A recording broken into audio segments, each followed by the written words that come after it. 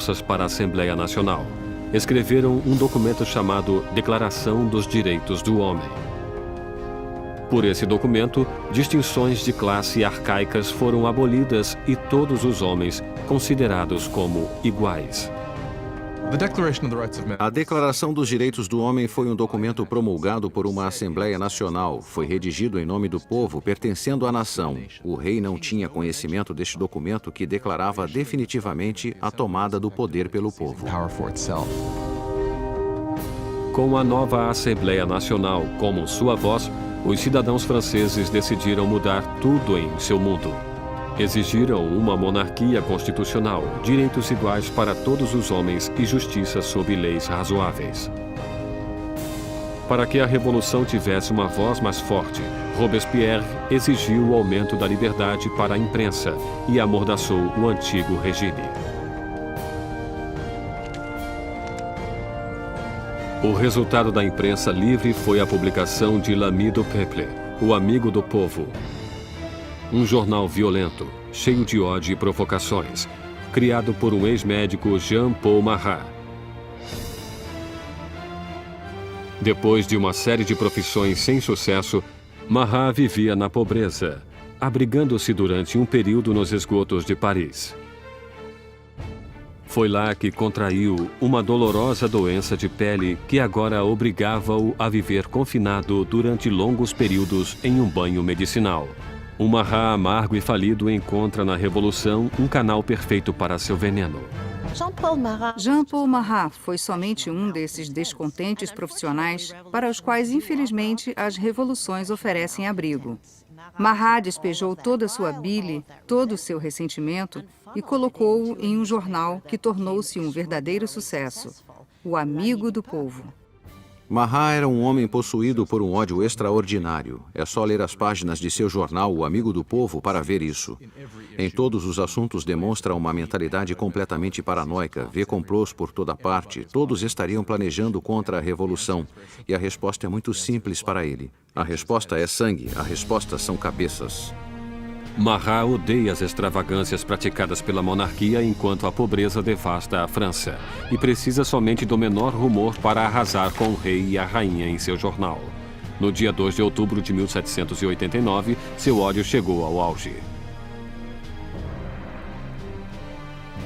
Soube-se em Paris que o rei dera uma festa em Versalhes, que a realeza decadente atirou a nova bandeira tricolor ao chão, símbolo da revolução, pisoteando-a. Marat ficou enfurecido, relatou o insulto em seu jornal e fez surgir uma nova ameaça. O rei novamente ordenou que as tropas entrassem em posição em torno de Paris. Com a queda da Bastilha ainda vibrando nas mentes das pessoas, Marat exige freneticamente que hajam. Povo de Paris, está na hora de abrir os olhos. Sacudam seu torpor. Acordem. Mais uma vez, acordem! 5 de outubro. O dia amanheceu com a agitação furiosa dos sinos. Mulheres reunidas perto da prefeitura protestam contra a diminuição do pão. E agora o medo da aproximação das tropas reais se mistura ao ódio pela notícia da festa ofensiva que circulava entre o povo. Logo, milhares marchavam para Versalhes, com lanças e armas nas mãos. As mulheres iriam queixar-se ao rei. O centro da multidão era formado pelas famosas peixeiras, as destemidas mulheres dos mercados centrais, conhecidas por sua constituição forte e por sua coragem. Estavam equipadas com facas de escamar peixe, eram muito musculosas porque carregavam caixotes. Ninguém gostava de enfrentar essas mulheres. Eram mulheres dos bairros pobres que eram mais afetadas pelo aumento do preço do pão, da escassez de produtos que subitamente começavam a perceber que precisavam agir. É extraordinário que essas mulheres comuns, a maioria nem sabendo escrever seu nome, de repente agissem como protagonistas de um processo histórico. No palácio, a notícia da aproximação das mulheres furiosas chegou às câmaras da rainha. Diz a lenda que foi nesse momento que Maria Antonieta disse a frase famosa que jamais foi dita. Maria Antonieta não disse que comam brioches. Isso é um mito. Ela, infelizmente, talvez nunca tenha nem percebido os pobres de seu país tempo suficiente para fazer tal declaração. Quando as mulheres reuniram-se fora dos portões, Luís compreendeu que a revolução não poderia mais ser ignorada. Estava sendo levada à porta de seu palácio. Concorda então em assinar a Declaração dos Direitos do Homem e a multidão continuou a crescer durante a noite. Pela manhã, 20.000 pessoas acampavam-se diante do Palácio Real. Para encerrar os séculos de distância entre o rei e seus súditos, a massa irada exige que o rei e a rainha mudem-se para Paris. Indeciso, como sempre, Luís hesita em responder. Sua hesitação provocaria a fúria na multidão e colocaria as vidas da família real em sério perigo. Quando não recebem resposta ao seu pedido, deram a entender que massacrariam a rainha. Uma onda de mulheres furiosas invadiu o palácio, gritando pelo sangue da rainha. Massacraram guardas, decapitando-os e enfiando lanças em suas cabeças. Eram como espíritos gritando pelo palácio. Quero as entranhas dela, quero sua cabeça, quero uma perna, quero um braço. Penso que ficaram tão frenéticas que, se a tivessem encontrado, possivelmente a cortariam em pedaços.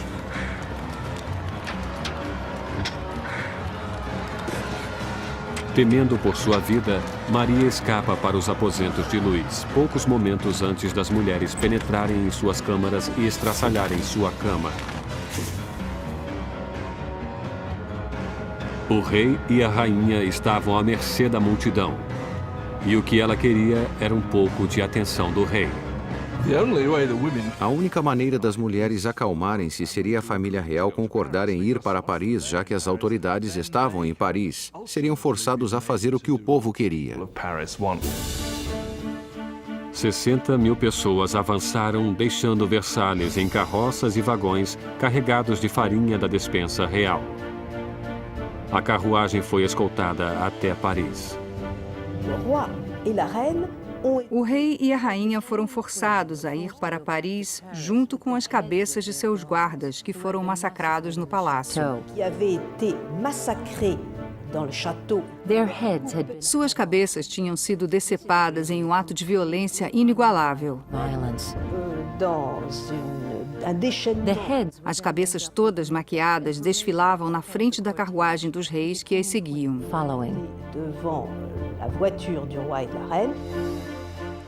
O rei e a rainha deveriam habitar agora o Palácio das Tulherias. Nunca mais veriam Versalhes. Quando a família real mudou-se para Paris, passou a ser prisioneira. Eles sabiam, todos sabiam, havia grandes limites para o que poderiam fazer ou sonhar fazer. Eram os prisioneiros da capital, não havia a menor dúvida. Versalhes ficou abandonada e a Assembleia mudou-se para Paris. O poder agora estava com o povo. A França teria uma democracia, novas leis e uma forma notável e inesquecível de justiça que seria inaugurada no palco revolucionário: a guilhotina.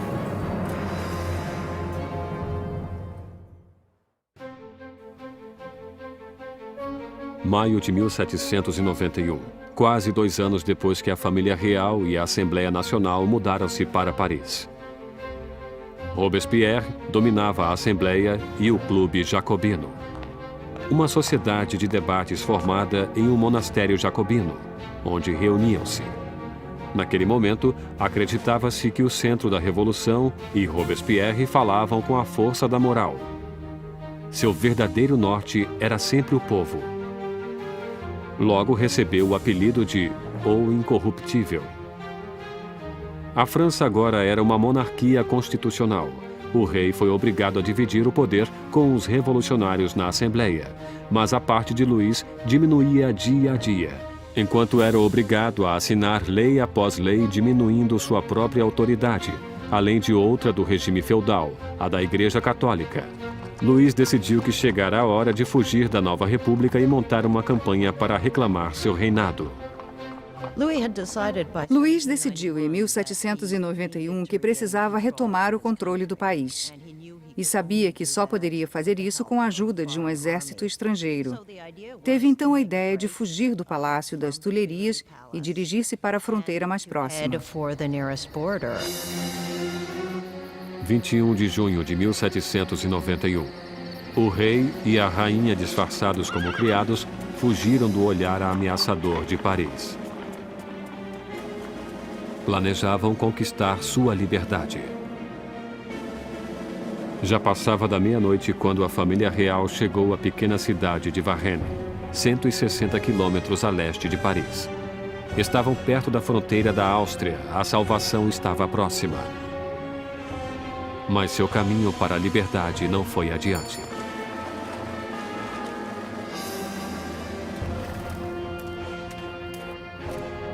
Os rumores sobre a fuga real precederam-nos em Varennes. Um oficial da cidade parou a carruagem pedindo seus passaportes.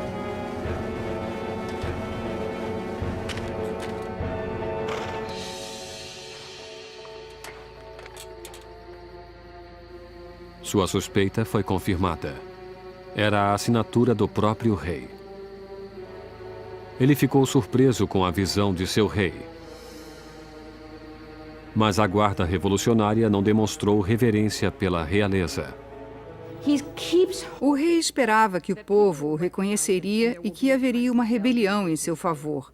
E, para seu horror e surpresa, não se deslumbravam ao reconhecê-lo. Viam-no como um fugitivo e imediatamente foi preso e levado a Paris. A ideia de que o monarca abandonara seu povo foi psicologicamente catastrófica. Esse acontecimento rompeu o laço entre Luís e seus súditos. Agora tinham um rei que não era somente supérfluo. Tinham um rei que também era um traidor. Com a família real oficialmente presa da Revolução, o poder passou de Luís, agora um rei prisioneiro, para os revolucionários na Assembleia. No coração daquele jovem governo revolucionário estava Robespierre. Ele brilha no pódio gritando por liberdade, igualdade e fraternidade. Exige o sufrágio universal e o final da escravidão nas Índias Ocidentais Francesas e, mais pacialmente ainda, grita contra a pena de morte. Durante essa nova era do iluminismo, Robespierre desejava eliminar todos os remanescentes do passado primitivo e medieval. A Europa herdara um repertório macabro de todo tipo de execução vinda da Idade das Trevas. Arrastavam pelas ruas, esquartejavam, enforcavam, afogavam e queimavam em fogueiras. Sob o antigo regime havia uma escala de castigos terríveis e a decapitação era um castigo reservado para a nobreza, e uma das coisas que os revolucionários queriam desde o início era que todos fossem iguais na morte. Queriam simbolicamente que o mesmo castigo fosse aplicado em todos. Apesar da oposição de Robespierre, uma nova máquina de morte tomou o palco central de Paris.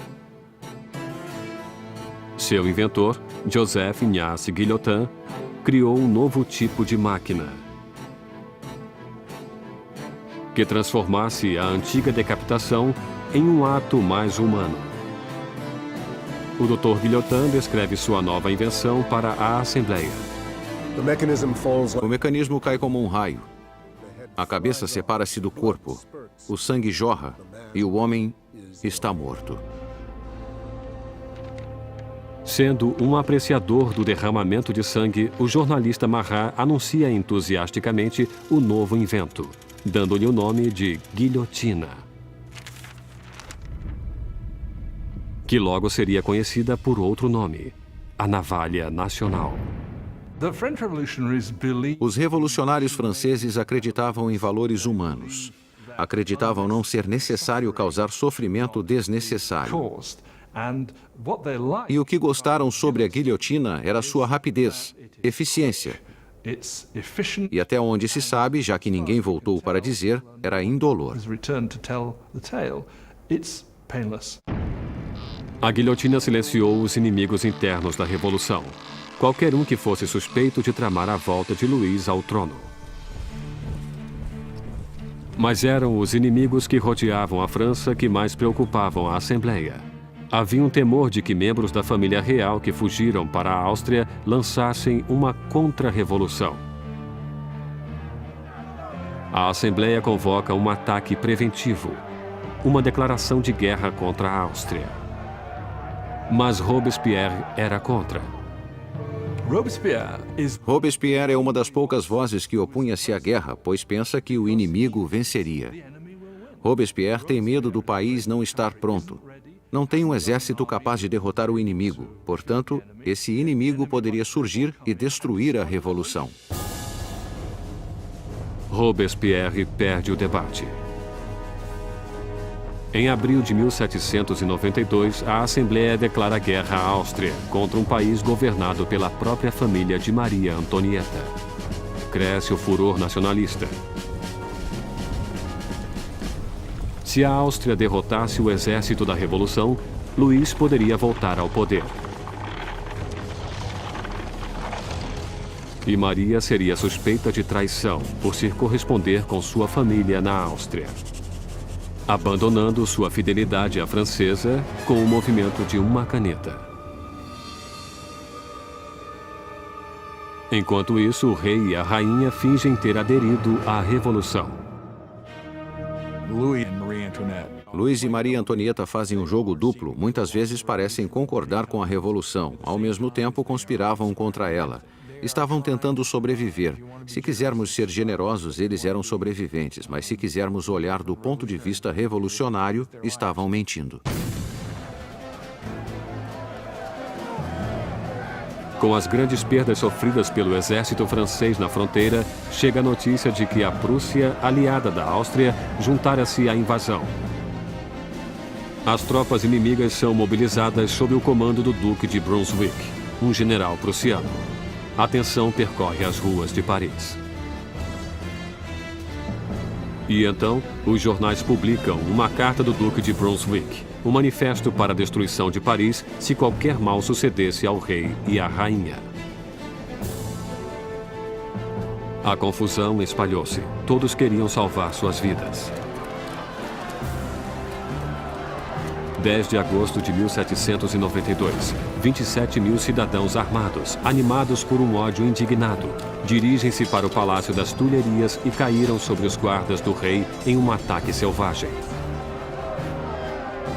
No final do dia, mais de 800 pessoas de ambos os lados estão mortas. O rei foge para esconder-se na Assembleia, mas não existe mais a monarquia. Luís é oficialmente destituído de seu título. Nascia a República Francesa. A lâmina da guilhotina foi batizada com o sangue dos guardas remanescentes de Luís.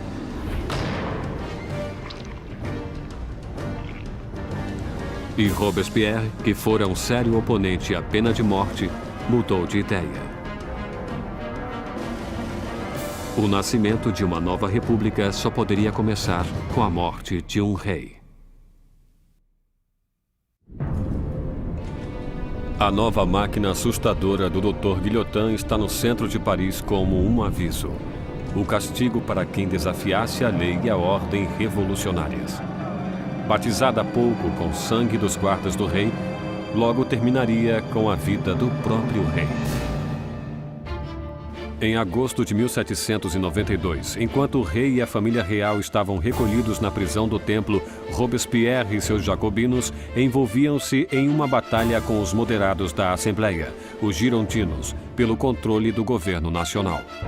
Mas nas ruas de Paris existe um novo movimento político. Como um símbolo de sua rejeição pelas tradições aristocráticas, os cidadãos comuns recusam-se a usar os calções pelos joelhos, ou culotes dos aristocratas. Denominam-se os sem-culotes os que não usam calças pelos joelhos. Os sem-culotes consideravam-se o verdadeiro povo francês. Não eram os mais pobres de todos. Geralmente eram bons artistas e donos de loja, gente desse tipo, pessoas que, pelo menos, afirmavam trabalhar com as mãos. Não usando os calções ou culotes, pois sem-culotes era um simbolismo essencial para os que não eram da aristocracia, não eram pessoas ricas, eram gente comum do povo.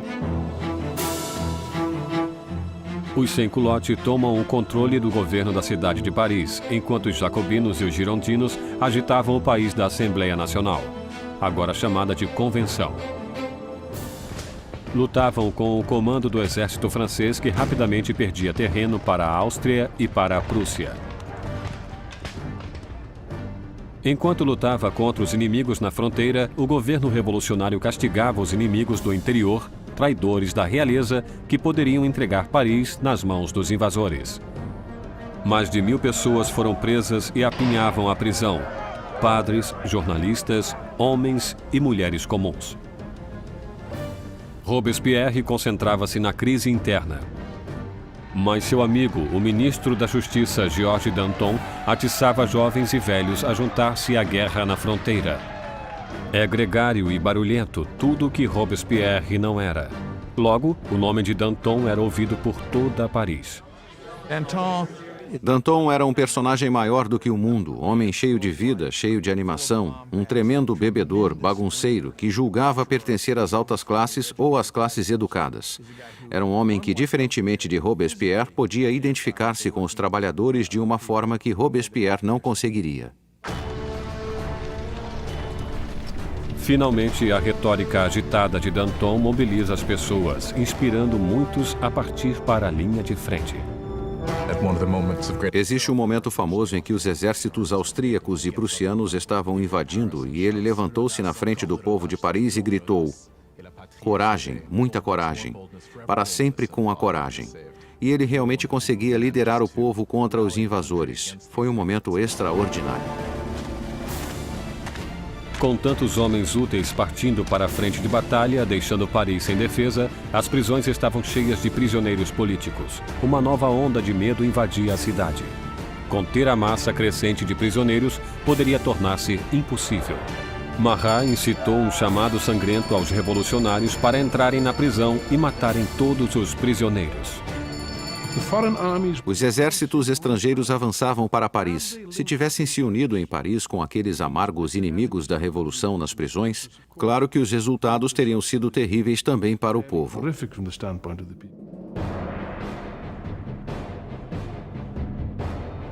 Na primeira semana de setembro, chegaram notícias desastrosas da frente de batalha. A Prússia tomara Verdun, uma cidade na estrada para Paris. O inimigo agora estava muito próximo.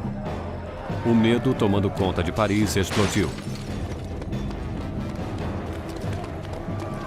Os sans-culottes invadiram as prisões e atacaram ferozmente os prisioneiros. Nenhum traidor permaneceu vivo. Os sans-culottes invadiram as prisões, particularmente aquelas onde eram mantidos os padres, onde estavam os nobres, os prisioneiros políticos, e iniciaram seu próprio julgamento. Foram rápidos e, obviamente, tudo terminou em carnificina.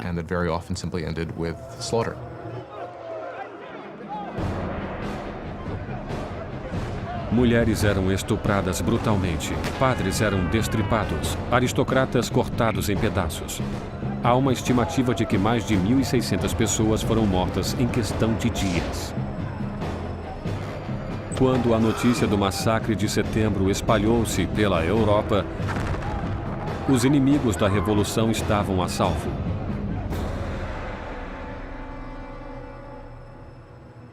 Do outro lado do canal inglês, o London Times noticiou a Revolução. São esses os direitos do homem? É essa a liberdade da natureza humana? Os tiranos mais selvagens de 4 patas que percorrem a África inexplorada são superiores a esses animais parisienses de 2 patas. A Revolução tomara uma direção inesperada. Até mesmo Robespierre compreendeu que as coisas foram longe demais, que o povo não podia dirigir uma revolução própria. Precisavam de liderança, de uma mão de ferro. E com o poder de suas palavras, o incorruptível surge como aquele que lideraria a revolução. Robespierre, que lutara por uma monarquia constitucional, agora acreditava que não havia mais espaço para o rei. E tomou uma decisão de momento. A França julgaria seu próprio rei.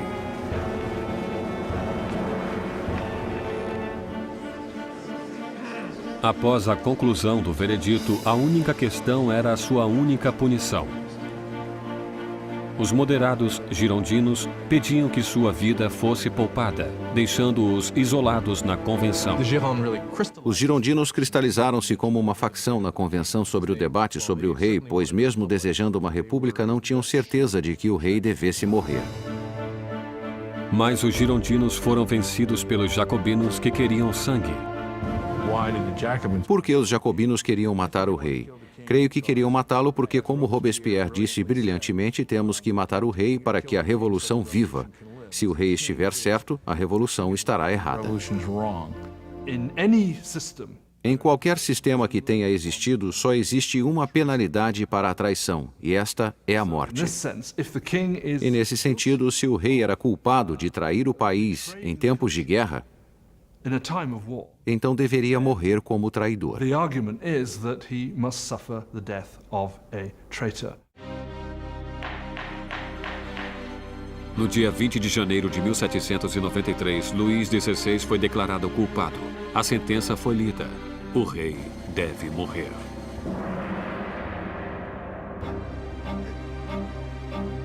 Naquela noite, ele reuniu-se brevemente com a família. Calmo diante de suas lágrimas, prometeu voltar na manhã seguinte para uma despedida final. Não voltou. Não suportaria a angústia de sua família e não queria enfraquecer-se no caminho para a guilhotina. Pela manhã, uma carroça levou Luís para o cadafalso. E ele historicamente encaminhou-se para a lâmina.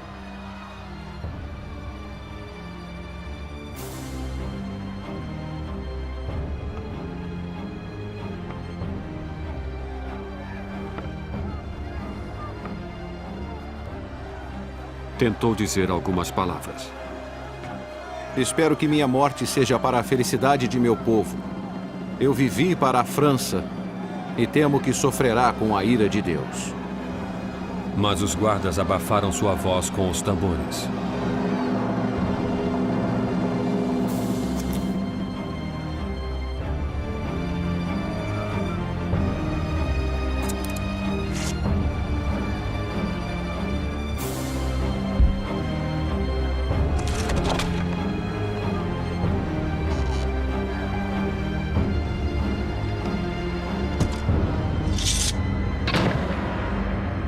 Às 10 horas e 22 minutos da manhã, o homem que fora rei não mais existia. Na prisão do templo, Maria ouviu os tiros de canhão anunciando a morte de seu marido. Desmaiou de desespero.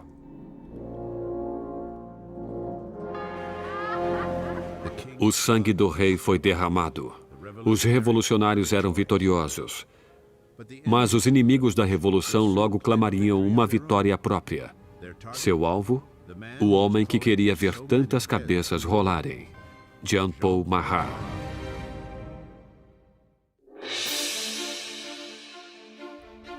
A execução de Luís XVI marcou a vitória dos revolucionários. Quando a jovem nação da República Francesa literalmente nascia do sangue. No final de 1792, os radicais jacobinos, acreditando que a jovem revolução corria o perigo de ser sabotada por traidores, incitavam a revolução por meios cada vez mais violentos. Mas os girondinos, representando o povo do campo francês, queriam diminuir a violência por medo de que ela levasse a uma guerra civil. Seu maior opositor, Jean-Paul Marat, ataca os girondinos com tiradas cada vez mais furiosas em seu jornal, dando nomes aos que acreditava estar planejando contra a revolução. Marat, que já pedira a execução de 200 pessoas, agora queria 200.000 cabeças. Quando olhamos para o jornalismo de Marat, vemos que ele tem um princípio básico que é ser mais extremista do que qualquer outro e pedindo a morte de pessoas. Em seu jornal, sempre dizia, se ao menos decepasse algumas cabeças, nada aconteceria. E quando as coisas não iam bem, se cortasse mais cabeças, então ficariam bem. Subitamente, o povo de Paris começou a massacrar o povo, e Marat é o primeiro a levar o crédito por isso. Mas o movimento radical não foi aceito em toda parte. O povo de fora de Paris estava furioso com a tremenda brutalidade dos jacobinos e pediram o fim do derramamento de sangue. E a mensagem chega à encantadora Charlotte Corday, uma jovem inteligente e determinada do interior. Charlotte Corday era uma pessoa comum da cidade de Caen. Ficou perturbada com a matança que acontecia e considerou, talvez com razão, que Marat era um dos principais responsáveis por aquilo. Ele fora um instrumento do lado radical da revolução. Era conhecido por pedir cabeças. No dia 13 de julho de 1793, Charlotte Corday chegou a Paris. Sabia que o amigo do povo mantinha uma política de portas abertas em sua casa, onde podia ser encontrado a qualquer hora em seus banhos medicinais. Corday usou o pretexto de que tinha uma lista de traidores, pessoas que queriam terminar com a revolução. Marat pediu a lista, prometendo a Corday que os traidores iriam para a guilhotina no dia seguinte. Ela entregou a lista para ele e puxou um estilete, esfaqueando-o no peito.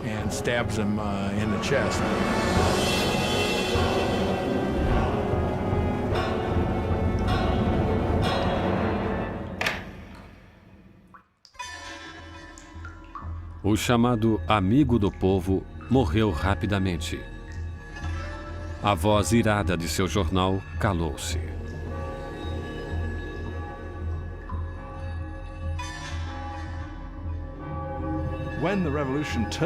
Durante o caos da Revolução, a culpa era sua, mas isso é o que seus inimigos e os que o temiam diziam.